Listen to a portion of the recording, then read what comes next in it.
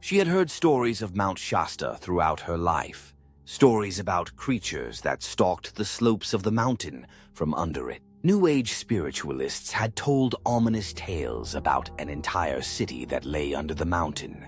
Telos, a city of gods, a city of Nordic aliens and their Sasquatch servants.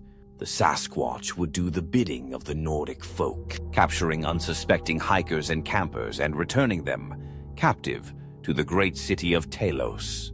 The best that Brooke could do was tell herself that she was imagining this big-footed figure, and it quelled her fear for a few moments because she knew that it was possible.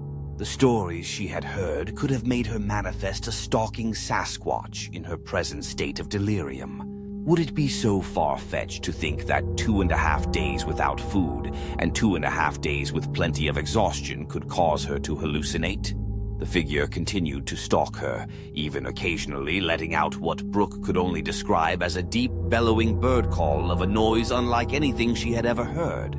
This brought her right back into a state of fear, because if she was only imagining this figure, then how could it make a sound that she'd never heard before? Unless she had heard it, maybe a memory of such a sound had planted itself in her subconscious, unbeknownst to her waking mind. Or maybe she had heard this sound in one of her dreams. Brooke was no stranger to her dreaming mind constructing sights and sounds that were altogether foreign to the dreamer. This must have been the truth. In a dream, Brooke had forged this bizarre-sounding call, only to forget about it in the waking world, so she could be tormented by her own delusion on the slopes of this unforgiving mountain.